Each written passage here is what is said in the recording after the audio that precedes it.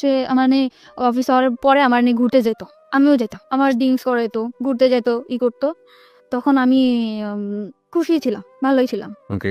তারপরে না হইলো, ওনার ওয়াইফ যখন বাড়িতে গেছে তখন আমি আর উনি একদিন ড্রিঙ্কস করছি। উনি ড্রিঙ্কস করলে কোনো প্রবলেম হয় না, ওকে। কিন্তু আমি ড্রিঙ্কস করার পরে আমি মানে পুরো অ্যাবনর্মাল হয়ে যায়। তখন আমি চিন্তা করতাম, মানে আমার সেন্সই থাকতো না। কিন্তু ওই নাজিমকে কল করতাম, নাজিমকে কল করে এটা করতাম ওটা করতাম, উল্টাপাল্টা চিল্লাপাল্লা করতাম। তো ওনার ওয়াইফ যখন বাড়িতে গেছে, ওনার বাসায় আমাকে নিয়ে গেছে। এটা কি আপনি জানতেন আগে থেকে যে ওনার বাড়িতে আছে? তা আমি কিছু জানতাম না। আমরা কিন্তু কুড়িল বিশ্বরের একটা বার আছে, ওখানে থেকে ড্রিঙ্কসটা বাইরে এনে ড্রিঙ্কস করছি। এটা জায়গায় বসে ড্রিঙ্কস করার পর আমি অ্যাবনর্মাল হয়ে গেছি। পরে উনি ওনার বাসায় আমাকে নিয়ে গেছে। নিয়ে যাওয়ার পরে সত্যি কথা আমার সেন্স ছিল না তখন, হয়তো বা আমাদের মধ্যে ফিজিক্যাল কোনো রিলেশন আছে, হয়তো মানে কি আমি শিওর। ওকে, আপনি পরবর্তীতে শিওর হয়েছেন? ওকে। হয়েছে তার মানে ড্রিঙ্কস করার অনেক রাত্রেবেলা আমার মানে সেন্স একদম আমি এখানে স্যার, আমি এখানে কেন? তখন বলতেছে কি যে তোমার আমার খুব ভালো লাগে, তোমার সব কিছু পারফেক্ট, আমার ওয়াইফের থেকে তুমি অনেক বেটার। এরকম করে বললো। তখন আমি খুব কাঁদতেছি যে আপনি এটা কি করলেন, আপনার সাথে আমার এটা কেন হলো, এরকম করে। তখন মাইনে নিছি, নেওয়ার পরে না তখন প্রতিটি অপরাধ এবং ভুল দাঁড়িয়ে থাকে গোপন কিছু ঘটনার উপর। আমরা সেই গোপনকে আনতে চাই সবার সামনে। ওকে, জি বলুন তারপর। তো রিপনের সাথে কোনোভাবে যোগাযোগ নেই, মানে আমার হাজবেন্ড কোনো যোগাযোগ করে না, কিছু না। ওকে। তখন আমি নাজিমদের বললাম বিয়ে করবে না, তখন বললে যে ভালোবাসলে যে বিয়ে করতে হবে এমন কোনো কথা আছে? তোমারটা আর আমারটা কি একসাথে ম্যাচ করে? এতদিন পরে সেটা বললো যে ভালোবাসলে কি বিয়ে করতে হবে? কিন্তু তোমার আমার অনেক ভালো লাগে, তোমার অনেক ভালোবাসি, কিন্তু তোমার আমার বিয়ে করা সম্ভব না। তো ওরে আমি অনেক বেশি ভালোবেসে ফেলছিলাম, মানে আমি যাকেই ভালোবাসি অনেক বেশি ভালোবাসি ফেলি। কিন্তু সবাই আমার সাথে মানে বুঝতেই পারি না যে এরা আমার সাথে এরকম প্রতারণা করতেছে। তখন নাজিম ফোন ধরে না। তখন এই যে আমার যে ফ্রেন্ডরা ছিল ওদের সাথে আমি মিশলাম। ওকে, মানে কলিগ যারা কলিগ ছিল এদের সাথে আমি মিশলাম। মিষ্টি বললো যে ড্রিঙ্কস কর, ভালো লাগবে। পরে আমি এক পর্যায়ে ড্রিঙ্কস করলাম। ড্রিঙ্কস করলে সত্যিই দেখলাম ভালো লাগে। মানে ওই যে নাজিমের বিষয়ে যে কষ্টটা, কিংবা আমার যে পুরা মার দিক দিয়ে কষ্ট, কিংবা হাজবেন্ডের দিক দিয়ে কষ্ট, আমার কোনো কষ্টই নেই। পুরা দমে ড্রিঙ্কস করলাম। এমন ড্রিঙ্কস করতেছি আমার মধ্যে চেঞ্জ দেখে আমার দুলাভাই আমার দিকে হাত বাড়াইলো। যেরকম আমার বোন অফিসে গেছে, আমার দুলাভাই হঠাৎ আমার এসে পিছন দিয়ে ধরে বলে তোর আমার খুব ভালো লাগে, তোর হাজবেন্ড নিয়ে আমি তোরে ভালোবাসি। তখন আমি আমার বন্ধু বললাম, বোন তুই কোথায়? বাসায় আসতে। বাসায় আসার পর আমার 17,000 টাকা ছিল, ওর কাছ থেকে টাকাটা নিয়ে আমি বাসা দেখে চলে গেলাম। তো আরেকটা মেয়ের নিলাম, মেয়েটার নাম ছিল মেঘলা। ওরে নেওয়ার পর ও আর আমি থাকতাম। তো ওখান থেকে আরো সুন্দরভাবে ড্রিঙ্কস করতে পারতাম। বাসায় কখন আসলাম কখন গেলাম, ড্রিঙ্কস করে চিল্লাইতাম, কানতাম, নাজিম করে ওরে ফোন দিতাম, কোনোই ছিল না। কিন্তু আমি ওখান থেকে ড্রিঙ্কস করা শুরু করলাম। ওই বন্ধু বান্ধব ছিল, মানে শেয়ারে, কিন্তু আমি 200 টাকা দিতাম, ও 200 টাকা দিত, এরকম একটা বোতল কিনে নিয়ে আসতো, বোতল কিনে খেতাম, খাইতে বাসায় যেতাম, মাতলামো করতাম। তো এরকম করার পরে এখন রিজার্ভে ছিলাম। তো আমি পরে নতুন একটা পোস্ট লাগবে 1 তারিখে, গেল বছর, যে বছরটা চলে গেল, ওই গেল বছরের এই 1 তারিখে 1 তারিখে পোস্ট লাগছে। লাগার পর আমার এই যে জুন কমান্ডার ওনার সাথে আমার পরিচয় হলো, যে ঠিক আছে আপনার জন্য আমি ডিউটি করব এরকম একটা খ্রিস্টান প্রতিষ্ঠানে। তখন আমার খ্রিস্টান প্রতিষ্ঠানে দিল, আমি ওখানে ডিউটি করতাম। ডিউটি করার পরে ওখানে ডিউটি করতেছি 2টা মেয়ে, আমি আর একটা মেয়ে, আর ওই বাসাটায় থাকতাম। তা আমার হাজবেন্ড আমার সব দিক দিয়ে যোগাযোগ বন্ধ ছিল, কোনোভাবে আমার সাথে কোনো যোগাযোগ করতো না। তা আমার যে ছাড়টা ছিল উনি আবার আমার খুব হেল্প করতো। মানে কিরকম, আমি ঠিক মতো বাসায় যাচ্ছি কিনা, কি করতেছি না করতেছি, এই বিষয়টা সে দেখতো। তারপর আমি ড্রিঙ্কস করতেছি, এটা অনেকভাবে বাধা দিত যে পাখি আপনি ড্রিঙ্কস করবেন না, এরকম না করতে। আমি আপনার না কেন শুনবো, আমি আপনার না শুনবো না, আমি একজনকে ভালোবাসি, এরকম আমি এত বেশি ভালোবাসতাম, চিল্লাপাল্লা করতাম, ড্রিঙ্কস করতাম, রাস্তাঘাটে চিল্লাপাল্লা করতাম। তখন আমারে বললো যে একটা মানুষ এত ভালোবাসতে পারে। তখন আমার ওই স্যার নাজিমকে ফোন দিল যে ভাইয়া একটা মেয়ে আপনাকে কতটা ভালোবাসে। তখন ও বললো যে হ্যাঁ মেয়েটা অনেক ভালো, আমি ওকে ভালোবাসি, কিন্তু ওকে আমার পক্ষে বিয়ে করা সম্ভব না। নাজিম এটা বললো। তখন আমার সব কলিগরা ওকে একবার করে ফোন করলো যে ভাইয়া, মানে আপনি সব কলিগের কাছে আপনার উইকনেসটা দেখাতেন, যে আপনার দুর্বলতাটা দেখাতেন। আমি ড্রিঙ্কস করার পরে আমি আর সবসময় ওরকম ওরে ফিল করতাম, আমি আগের মতো ডিউটি করতে পারতাম না, করতে পারতাম না ওরকম। তারপরে আমার করলো, আমি ওখান থেকে সরে আসলাম আস্তে আস্তে, মানে ফ্রেন্ডদের কাছ থেকে সরে আসলাম, কিন্তু আমি বাসায় ড্রিঙ্কস করতাম। তখন আমার স্যার বললো যে তুমি এভাবে ড্রিঙ্কস করো না পাখি, তুমি আসলে অনেক ভালো মেয়ে, এরকম বিভিন্ন রকম কথা বলতো। কিন্তু ওই পোস্টে আমি ঠিক মতো আবার ডিউটিটা করতাম। আমার কোনো জায়গা থেকে আমার ডিউটির কারণে কখনো চাকরিটা দিত না। আমি ঠিক মতো ডিউটি করতাম। ডিউটি আওয়ার্সের পরে আমি উল্টাপাল্টা করতাম, যেরকম ড্রিঙ্কস করতাম, আবার বাইরে ঘুরতে যেতাম, এটা করতাম। তখন আমার স্যার আমার দিকে আগে আসলো। কিভাবে আগে আসলো? বললো যে তোমার মতো ভালো যদি আমার ওয়াইফ আমারে বাসতো তাহলে আমার মনে হয় পুরো পৃথিবীটা ওরে দিয়ে দিতাম। এই ধরনের কথা বলতো। মানে তার ওয়াইফের প্রতি অনেক ধরনের দুর্বলতা আমাকে দেখাইতো। মানে তার ওয়াইফ তার দিক দিয়ে পারফেক্ট না, সে তাকে ভালোবাসে না, সে তাকে কোনোভাবে সুখ দিতে পারে না, সে তার ছেলের দিকে যত্ন নেয় না, সে তার সংসারে কোনোভাবেই মানে মন নেই, এরকম। তখন আমি বললাম এসব কথা আমারে বলেন কেন? তখন আমার মনের মধ্যে কিন্তু নাজিমই আছে। আর সে মানে অফিস আওয়ার পরে আমার নিয়ে ঘুরতে যেত, আমিও যেতাম, আমার ড্রিঙ্কস করাইতো, ঘুরতে যেত, করতো। তখন আমি খুশি ছিলাম, ভালোই ছিলাম। ওকে। তারপরে না হইলো, ওনার ওয়াইফ যখন বাড়িতে গেছে তখন আমি আর উনি একদিন ড্রিঙ্কস করছি। উনি ড্রিঙ্কস করলে কোনো প্রবলেম হয় না, ওকে। কিন্তু আমি ড্রিঙ্কস করার পরে আমি মানে পুরো অ্যাবনর্মাল হয়ে যায়। তখন আমি চিন্তা করতাম, মানে আমার সেন্সই থাকতো না। কিন্তু ওই নাজিমকে কল করতাম, নাজিমকে কল করে এটা করতাম ওটা করতাম, উল্টাপাল্টা চিল্লাপাল্লা করতাম। তো ওনার ওয়াইফ যখন বাড়িতে গেছে, ওনার বাসায় আমাকে নিয়ে গেছে। এটা কি আপনি জানতেন আগে থেকে যে ওনার না, বাড়িতে আছে? তা আমি কিছু জানতাম না। আমরা কিন্তু কুড়িল বিশ্বরের একটা বার আছে, ওখানে থেকে ড্রিঙ্কসটা বাইরে এনে ড্রিঙ্কস করছি। একটা জায়গায় বসে ড্রিঙ্কস করার পর আমি অ্যাবনর্মাল হয়ে গেছি। পরে উনি ওনার বাসায় আমাকে নিয়ে গেছে। নিয়ে যাওয়ার পরে সত্যি কথা আমার সেন্স ছিল না তখন, হয়তোবা আমাদের মধ্যে ফিজিক্যাল কোনো রিলেশন আছে, হয়তোবা। হয়তোবা মানে কি আমি শিওর। ওকে, আপনি পরবর্তীতে শিওর হয়েছেন? ওকে।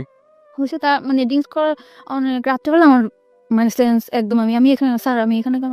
তখন বলতেছে কি যে তোমার আমার খুব ভালো লাগে, তোমার সব কিছু পারফেক্ট, আমার ওয়াইফের থেকে তুমি অনেক বেটার, এরকম করে বললো। তখন আমি খুব কাঁদতেছি যে আপনি এটা কি করলেন, আপনার সাথে আমার এটা কেন হলো, এরকম করে। তখন মাইনে নিছি, নেওয়ার পরে না তখন চাকরিটা বাঁচানোর ভয়, তখন ভয় পেতাম কি হয়তো বা চাকরিটা থাকবে না। চাকরি না থাকার ভয়টা কেন ছিল?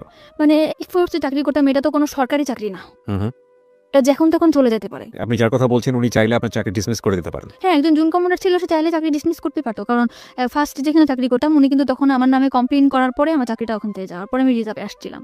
ওকে, সো আপনার এই ভয়টা কাজ করতো? হ্যাঁ, এইভাবে কাজ করতো, এই যে আমার যদি কোনোভাবে চাকরিটা না যেত। তারপর এরকম যে আমার বিভিন্ন জায়গায় ঘুরতে নিয়ে যেত, বিভিন্ন জিনিস গিফট করতো, কিনে দিত। আপনি এগ্রি করে গেলেন? হ্যাঁ, আমি এগ্রি করে গেলাম যে নাজিমের অ্যাবসেন্টটা কিন্তু সে ঢুকে পড়ছে আমার লাইফে এত দ্রুত। এত দ্রুত, মানে কি বেশ কিছুদিন হয়েছে, 4 মাস এরকম। সে এরকম একটা মানুষ যে সে কিভাবে যেন আমার ক্যাশ করে ফেললো। আর তারা আমি কিন্তু ফার্স্ট টাইমে বলতাম যে আপনার আমি কখনো ভালোবাসবো না। আমি তারা আর বলতাম যে আপনার ওয়াইফ আছে না, এরকম এরকম জিনিস গিফট করবেন, এইভাবে করো। সে অনেক, মানে ওয়াইফকে কিভাবে কনভিন্স করবে? হ্যাঁ, সে তার ওয়াইফকে কিন্তু অনেক চেষ্টা করতো, কিন্তু তার ওয়াইফ সেরকম ধরনের ছিল না। অ্যাকর্ডিং টু হিজ ল্যাঙ্গুয়েজ, মানে তার ভাষ্য অনুযায়ী। ওকে। তার কথা অনুযায়ী সে ওরকম ছিল না, সে পারফেক্ট ছিল না, ঠিক আছে।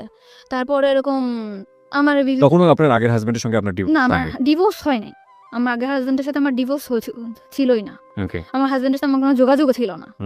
তারপরে এই করছে, এরকম আসতে যাইতো আমার ডিউটি আওয়ার্সের পরে, তার সাথে আমরা একসাথে ঘুরতে যেতাম, খাইতাম, ঠিক আছে, এরকম ভাবে ছিল।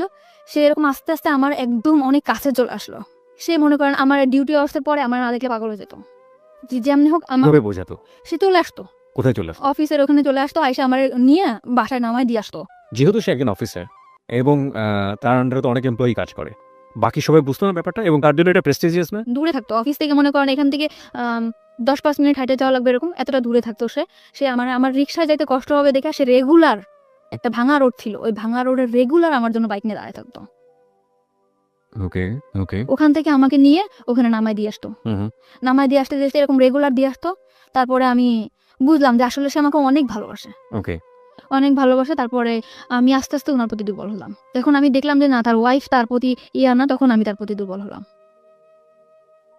ও দুর্বল করে ফেলছিল আমাকে, এমন মানে ওয়াইফ তার প্রতি ডিভোটেড না, এটা তো তার ল্যাঙ্গুয়েজ ছিল, তার ছিল। আর আমিও বুঝতাম। কিভাবে বুঝতেন? মানে সে যখন ফোনে কথা বলতো, মানে তার ওয়াইফের বলতো একটু পানি দাও তো, তুমি নিয়ে খাও। এটা আপনি ফোনে শুনতে পাতেন? হ্যাঁ, এটা আমি শুনতে পেতাম। তুমি নাও কিংবা এদিকে আসো তো, মানে আমি শুনতাম। তার ফ্যামিলি সম্পর্কে আপনি কতটুকু জানতেন? শুধু ওই ওয়াইফের বদনামই জানতেন নাকি আর অন্য কিছু জানতেন? না, ওয়াইফের অতটুকু জানতাম, তার ফ্যামিলিটা অনেক বেশি ভালো ছিল। কিরকম? সে তার রুমে সে অনেক দিক দিয়ে তার ওয়াইফের সুখে রাখছিল, কিন্তু সে যে তার ওয়াইফ, সে কখনো মনে করতো না যে আমার হাজবেন্ডের সুখে আমি সুখী। সে মনে করতো তার সুখই তার সুখ, হাজবেন্ডের যে একটা জিনিস, এই জিনিসটা যে আমার, সে এটা ভাবতো না।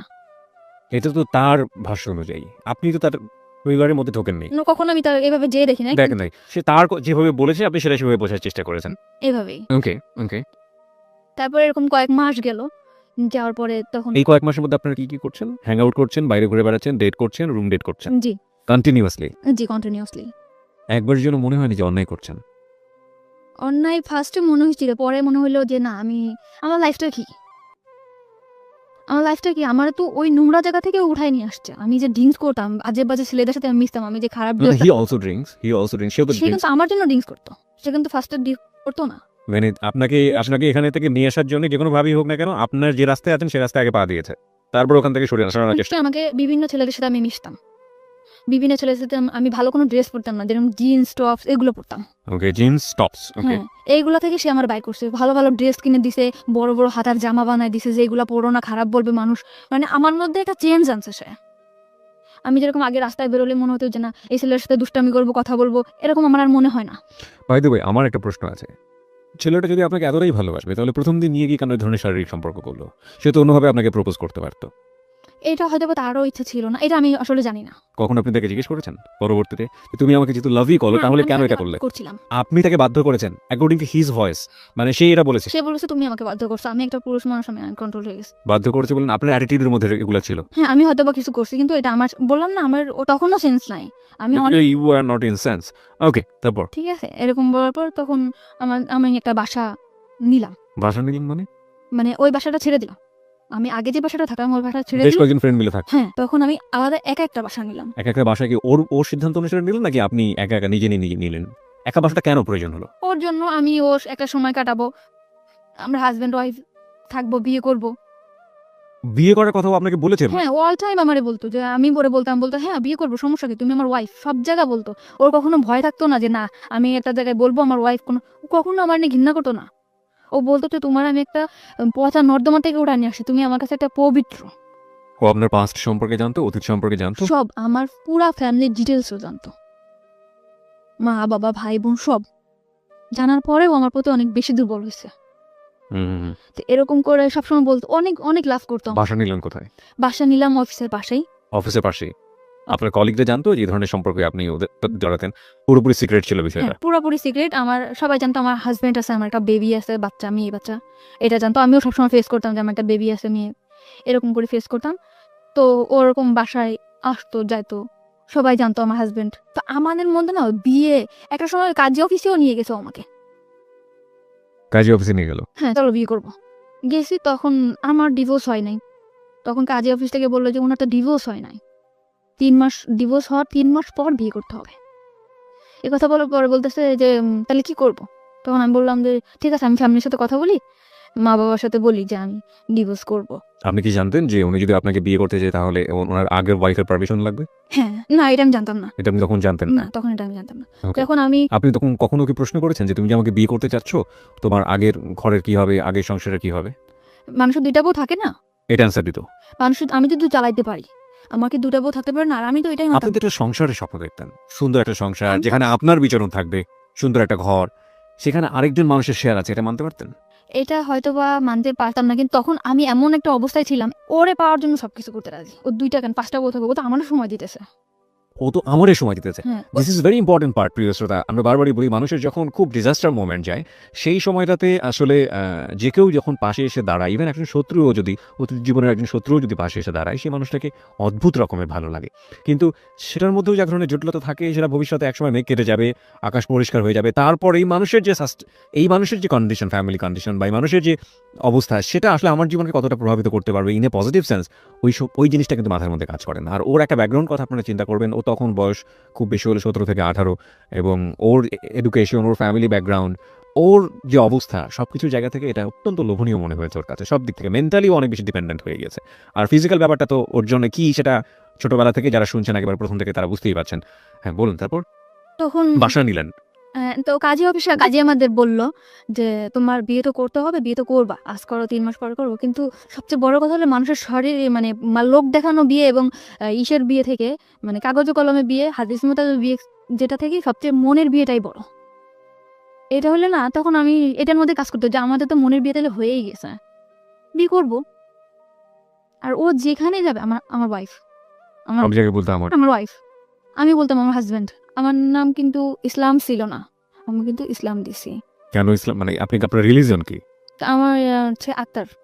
মানে আপনি ধর্ম তো ইসলাম, হ্যাঁ ইসলাম, তো ইসলাম কেন দিলেন? ওর নামের সাথে ইসলাম আছে এই কারণে, তার নামটার শেষে ইসলাম আছে, যে কারণে আপনি ইসলাম যোগ করে নিয়েছেন। ওকে, তখন থেকে কিন্তু আমার নামের পিছনে ইসলাম যোগ করলাম, এবং সে নাকফুল, এই যে নাকফুলটা তার দেওয়া, যে আমাদের বিয়ে হয়েছে এভাবে। ও নাকফুলটা সে আপনাকে গিফট করলো? হ্যাঁ, সে আমাকে গিফট করলো। ওকে, তো নাকফুলটা গিফট করলে, যে হাজবেন্ডের নাকফুল থাকে, আমি নাকফুল পরলাম। দেন বাসা যেরকম, আমার বাসাটা সবসময় গোছানো গোছানো থাকতো, সে যেরকম পছন্দ করতো সে কিন্তু অনেক বেশি পছন্দ করতো যে আমি যাতে সবসময় টিপটাপ গোছানো গোছানো থাকতাম, এরকম আমি সবসময় গুছাই গাছাই রাখতাম। আর বাসার ফার্নিচার গুলো কি সে কিনে দিল? আমার বাসার যত যা কত টাকা ভাড়া ছিল বাসা? 5,500 টাকা। ওকে, তো এরকম সবকিছু সে কিনলো, টিভি, তারপরে আপনার যা যা সংসারে যা যা লাগে সব সে কিনলো, মানে সে আর একটা সংসার করলো এখানে নতুন করে। Okay. তাকে দেখে কখনো বোঝা যাবে না যে সে কখনো আমার ভবিষ্যতে ঠকাবে। ঠিক আছে, এরকম করে থাকলাম কিছুদিন। থাকার পরে আমি আবারও, মানে আমি এটা থাকলেও না, আমার ফ্যামিলিতে হয়েছে এর মধ্যে একটু মিস করছি। এর মধ্যে আমার ফ্যামিলিতে টুকটাক জানাইতাম যে আমি আমার আর কোনো দরকার নাই, মানে আমার ফ্যামিলিতে আমি খুব বেশি অহংকার করা শুরু করলাম তখন। কেন অহংকার করলেন? যে আমার ওইরকম, না, আপনার কি এরকম চিন্তা কখনই সবসময় কাজ করতে যে আপনি ফ্যামিলি থেকে ডিটাচড হতে চান, ফ্যামিলি থেকে নিজের মতো করে একটা? সময় চাইতাম যে আমার ফ্যামিলি থেকে আমি দূরে চলে যাই, আমার ফ্যামিলিটা আমার পছন্দ না। ওকে, তা আমি বলতাম যে আমার এখন তোমাদের পর আমার আর ডিপেন্ড করতে হবে না, আমি এখন আমার মতো করে থাকতে পারবো। আমার লাইফে এমন একটা মানুষ আসছে যে তোমাদের কথা আমার চিন্তা করতে হবে না। মানে সবসময় অহংকার করতাম আমার ফ্যামিলির প্রতি, যে তোমরা কেমন থাকো তার থেকে ভালো আমি থাকি, আমি অনেক বেশি ভালো থাকি, এরকম করে বললাম আমার ফ্যামিলিতে। এবং সেটা কি জানতো যে কি কারণে আপনি এই অহংকারটা করছেন? হ্যাঁ, তারা আমার প্রশ্ন করতো যে কেন এরকম করো, তুই বিয়ে করছো? আমি হ্যাঁ, মানে আমার ফ্যামিলিতে আমি বলতাম যে আমি বিয়ে করছি, আমি ভালো আছি। আমার বাসা আমার বোনও চিনতো না, আমার মাও চিনতো না। বলতে হয় না কখন? না, বলতাম ভালো আছি। ওকে, আর বলতাম ভালো আছি, এই জন্য তারা কখনো চাপও দিত না যে না আমি ভালো আছি। ওকে, আর আমার গার্জিয়ানটা তত বেশি শক্ত ছিল না যে অন্যান্য বাচ্চারা যেরকম দূরে থাকলে মারধর করে একটা জায়গায় আনে, আমার মনে হয় ওরকম কখনো আমি পাই নাই, শক্ত গাইডেন্স। শক্ত গার্জেন আমি পাই নাই। কিন্তু ও আমার অনেক বেশি শক্ত গার্জেন, ওর পারমিশন ছাড়া আমি কখনো বাসার থেকে নামতাম না, কখনো কোনো কারোর সাথে যোগাযোগ করতাম না। তো ওই চাকরিটা চলে, এই মানে রিজার্ভ থেকে আসার পরে ওর কাছে যখন আসলাম, পুরা সিম কার্ড পুরা সব কিছু বন্ধ করে দিলাম ওর মতো করে। শুধু ওর নাম্বার, বোনের নাম্বার, দুলাভাইয়ের নাম্বারটাও ছিল না, বাবার নাম্বার, মার নাম্বার, এই কজনের নাম্বার ছাড়া আমার কোনো কলিগের নাম্বার, কারোর সাথে কোনো যোগাযোগ আমার ছিল না। আমার পৃথিবীটাই ও ছিল, আমার অফিস আর ও, এছাড়া কিছু না। ও তেমনি, মানে যতটুকু সময় অফিসে থাকবে, অফিস শেষ করে বাসায় যেয়ে ড্রেসটা চেঞ্জ করে আমার বাসায় চলে আসবে। রাত 10টা, কিন্তু রাত্রে থাকতে পারতো না, যেহেতু সে ম্যারিড পার্সন, চলে যেত রাত্রে। তো এরকম পাশের ফ্ল্যাটের বাড়ি জিজ্ঞেস করতে, ভাবি ভাই আজ কেন চলে যায়? আমি সে বলতাম যে সে জুন কমনটা সে রাত্রে নাইট চেক করতে হয়, অবশ্যই তাকে যেতে হবে। ওকে, মানে বাসার লোকজন জানতো আপনার হাজবেন্ড সে? সবাই, মানে দোকানে যে খাইতাম, দোকানের লোক জানতো, এলাকার লোক জানতো, মানে পাশের ফ্ল্যাটের লোক জানতো, সবাই জানতো। তো আমার ফ্যামিলিতে আমি অনেক বেশি কড়া করে ফেলছিলাম যে তোমার মা, তুমি আমার মা, তোমার আমার লাগবে না, তোমার মানে অনেক বেশি খারাপ ব্যবহার করতাম, লাগবে না, কারোর লাগবে না, আমি অনেক ভালো আছি, সবার থেকে আমি ভালো আছি, এরকম অহংকার করা শুরু করলাম। তাদের দিক থেকে আমি অনেক দূরে চলে আসলাম। ওকে, তারপরে আমার মা বললো যে ঠিক আছে, যদি বিয়ে করে থাকো ভালো। তখন আমি ওরে, এরকম যাচ্ছে দিন যাচ্ছে, তখন আমার মধ্যে কাজ করে যে তখন আর কি একটু বাস্তববাদী মনে হচ্ছিলাম, মানে চিন্তা করতাম যে আসলে কি এটা আমার হবে। আমার মনের মধ্যে কিন্তু কাজ করতো যে সে তো আমার হাজবেন্ড না, সে কি আমার সাথে থাকবে, শুধু এটা মনে হতো। এখন আমার মা কিন্তু আমার বলতো, কিংবা ফ্যামিলির সবাই বলতো, মা বলতো যে ছেলে যদি ভালো হয় তো ভালো, আর সবসময় চাইতো যে আমি একটা বিয়ে করি, সংসার করি, আমি নিজের মতো করে বিয়ে করি, যাতে আমি সবসময় তোমার ফ্যামিলির বকাবকি করতাম যে কি বিয়ে দিছো, আমার লাইফটা কেন এরকম হলো। এরকম বলার পরে বললো যে তুই যদি ভালো থাকিস তো ভালো। আমি বলতাম যে মা আজকে এই বাজার করছে, ওই বাজার করছে, মাও ভালো। কিন্তু মা সবসময় বলতো যে যাই হোক, শুনলি তো অনেক ভালো, তুই ওর কাছ থেকে কিছু টাকা পয়সা রেখে দিস, জিনিসপত্র, গয়নাগাটির। আমার মধ্যে না কখনো লোভটা কাজ করতো না। ও কিন্তু অনেক ভালো একটা জব করে, আমি কিন্তু ইচ্ছা করলে ওর কাছ থেকে অনেক টাকা যখন তখন নিতে পারতাম। আমি সাংসারিক খরচ ছাড়া ওর কাছ থেকে কখনো টাকা নিতাম না। মানে আমার মা কিন্তু সবসময় বলতো যে ওর কাছ থেকে টাকা নিয়ে রাখবি, 10,000 টাকা, 5,000 টাকা নিয়ে রাখ। এই কথাগুলো কিন্তু ওরা আমি কখনো বলতাম না, কারণ আমার ফ্যামিলি অনেক বেশি ছোট হয়ে যাবে ওর কাছে। ঠিক আছে, এরকম টাকার কথা বলতো। মামি, আপনার মা কবে জানলো ওর সম্পর্কে? মা তো পরে বলার কথা। বোনের বাসা থেকে চলে আসার পরে কিভাবে? ফোন দিয়ে বলছি, আমি ফোন দিয়ে বলছি ফোন দিয়ে কি বলেছিলেন? যে আমি মানে আমার বললো যে তুই বাড়িতে আসিস না, যোগাযোগ করিস না। তখন আমি বললাম ভালো আছে, আমি বিয়ে করছি। তখন ওর সাথেও ফোনে কথা বললো।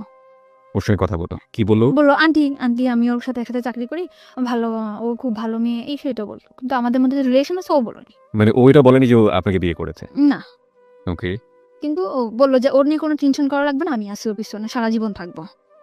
ওকে, ওর স্ট্যাটাস কি, ফ্যামিলি স্ট্যাটাস কি, কি অবস্থায় আছে কিছুই জানে না না আপনার ফ্যামিলি? না, ওকে ফাইন, তারপর? কিন্তু বলছিলাম মারে যে মা, মানে পরে বলছি যে মা আমি, ও কিন্তু পরে বললো যে ও সব জানে শুনে তোরে বিয়ে করছে। আমি বলছি হ্যাঁ, ওর একটা বাচ্চা আছে, কিন্তু ওর বউ নেই। কিন্তু ওর বউ নেই? মারে মিথ্যা কথা বলছি যে মা আমার পুরো ফ্যামিলিতে বলছি যে ওটা বাচ্চা আছে কিন্তু ওর বউ নেই। এটা বলার পরে তো বললো ঠিক আছে, তুই যদি সুখে থাকিস তুই থাক, কিন্তু আমার সবসময় আমার মা কান ভাঙানি দিত, তোর কাছে টাকা নিয়ে এটা নিয়ে ওটা নিয়ে, কিন্তু এটা আমি নিতে পারতাম, ওর কাছ থেকে টাকা নিয়ে এটা নিয়ে ওটা নিয়ে, হুম। ওকে। কিন্তু এটা আমি ওরে চাইতেও পারতাম না। কিন্তু একদিন আমি চাইছি, একদিন আমি বললাম যে তুমি আমার টাকা দাও, তোমার লাইফ থেকে আমি চলে যাবো। তুমি আমার টাকা দাও, তোমার লাইফ থেকে আমি চলে যাবো। লাইফ থেকে চলে যাওয়ার প্রশ্নটা কেন আসলো? মানে চলে যাওয়ার প্রশ্নটাকে আমি চিন্তা করতেছি যে ও কি সত্যি আমার কোনোদিন স্ত্রীর মর্যাদা দিতে পারবে? আমরা যেখানে একটা জায়গায় চাকরি করি সবাই তো জানে যে আমি কোন জায়গা থেকে আসছি, আমি ড্রিঙ্কস করছি সবার সাথে, ওর যে একটা রেকর্ড এটা তো খারাপ হবে অফিসে। Okay, very good, very good, very good thinking. তারপর? ঠিক আছে, ওর যে একটা মানে যে পজিশনে আছে সবাই তো ওরা অসম্মান করবে। হ্যাঁ হ্যাঁ। তো আমি যদি এরকম একটা জায়গা থেকে আসছি, আমার লাইফে এত দুর্ঘটনা, সবাই কি ভাববে? তা আমি ওর লাইফ থেকে চলে যাবো। এটা আপনার মধ্যে সেন্স করেছে নাকি ওর আচরণের মধ্যে জিনিসগুলো ছিল? কখনো আচরণ চেঞ্জ হয়নি, ও কখনো আমার দূরে সরাইতে চায় না। আমি সবসময় বলতাম আমি চলে যাবো, থাকবো না, আমি তোমার সাথে থাকবো না, এটা বলতাম। ওকে। আর আমার মধ্যে কাজ করতে হচ্ছে আমার সাথে তো বিয়ে হয়নি, আদৌ কি থাকবে? সবসময় দুর্বলতা। না, একটা জিনিস আমি বুঝতে পারছি, সেটা হচ্ছে যে আপনার নাজিমের সঙ্গে তখন তো আপনি চাইলে ডিভোর্স দিতে পারতেন, যেহেতু আপনাকে বিয়ে করতে চাচ্ছে। আপনি ডিভোর্সটা কেন দেননি? আপনি কেন ডিভোর্স দেননি? আমি চাইছিলাম যে সে ডিভোর্স দিক। নাজিম আপনাকে ডিভোর্স দিক? নাজিম না, রিপন। সরি, রিপন আপনাকে ডিভোর্স দিক? হ্যাঁ। রিপন আপনাকে ডিভোর্স আর ওর দিয়ে আপনার লাভটা কি? না, আমি ওর প্রতি আমার কোনো ইয়াই ছিল না। তো তাহলে আপনি কেন দেননি? ওর প্রতি মানে ওর পিছনে আমি চিন্তা করতাম যে ওর পিছনে আমি 1 সেকেন্ড নষ্ট করি, ওইটাই আমার নষ্ট। ডিভোর্স যাক যাক যা হয় হোক। কিন্তু আপনার তো এই ভদ্রলোককে পাওয়ার জন্য, বিয়ে করার জন্য আপনার অন্তত আপনার জায়গা থেকে পথটাকে ওপেন মানে খোলাসা রাখতে হবে। সেই জায়গাটা থেকে তো আপনাকে সিঙ্গেল স্ট্যাটাসে আসতে হবে। আপনি তো কাগজে কলমে তখনও কারো না কারো বিবাহিত বউ। তো আপনার কখনো মনে হয়নি যে আপনি ওকে ডিভোর্স দিয়ে দিবেন, রিপনকে ডিভোর্স? তো বহুবার মনে হতে যাই ডিভোর্স করি, আবার মনে হচ্ছে না করবো, সমস্যা কি? কিন্তু ওইভাবে যদি আমি জানতাম যে আসলে আমাদের অমুক ডেটে বিয়ে, কিংবা আসলে বিয়েটা মানে হচ্ছে, ফিক্স করা যদি থাকতো তাহলে আপনি এরকম একটা, কিন্তু আসলে বিয়ের ব্যাপারটা খুব ইমোশনাল ছিল, চলো করে ফেলি, চলো করে ফেলি, তারপর আবার করবো। তারপর আবার যা সেরকম অবস্থায় চলে যাওয়া। ওকে, মানে সিরিয়াস ছিলেন না আপনার আলটিমেটলি। ইমোশন যখন আসতো তখন সবকিছু করে ফেলবো, ইমোশনটা থেমে গেলে আবার আগের জায়গায়। আটার যারা ভেরি ইম্পর্টেন্ট। ওকে, তারপর? তখন আমি ওরে বললাম যে আমি তোমার লাইফ থেকে চলে যাবো। তখন ও বললো কেন চলে যাবা? আমি তো থাকবে না, কারণ এইভাবে হয়, তুমি কখনো আমার সাথে রাত্রে থাকতেছো না, তুমি আমার বিয়ে করতেছো না, আমি এভাবে কি সংসার জীবন হয়? আমার একটা সংসার নয় এটা। তখন ও বললো যে তুমি আমার লাইফ থেকে চলে যাও, তুমি টাকা চাচ্ছ, তুমি টাকা নিবা, কিন্তু এই বাসায় থাকবা, তুমি এই বাসা থেকে কোথাও যেতে পারবা না। ও টাকার নিয়ে আপনাকে প্রশ্ন করেনি যে তুমি টাকা দিয়ে কি করবা? কোনো দিনও প্রশ্ন করে নেই। কোনো প্রশ্ন সে করেনি? না। টাকা চাচ্ছ, টাকা নিবা। হ্যাঁ, Okay, টাকা তারপর? চাচ্ছ, টাকা নাও, তোমার অ্যাকাউন্ট করে দিয়েছি, অ্যাকাউন্টে রাখো, তাও ভালো, কিন্তু তোমার আমি কখনো আমার জীবন থেকে তুমি যাইতে পারবা না। প্রিয় শ্রোতা, আমাদের আর একটা বিরতির সময় হয়েছে, আমরা এখানে একটা বিরতি নিতে চাই। আপনারা সবাই শুনছেন close up presence hello 8920 ABC radio FM 89.2 এ। আমি আরজি কিবরিয়া রয়েছে আপনার Something beyond entertainment. Welcome.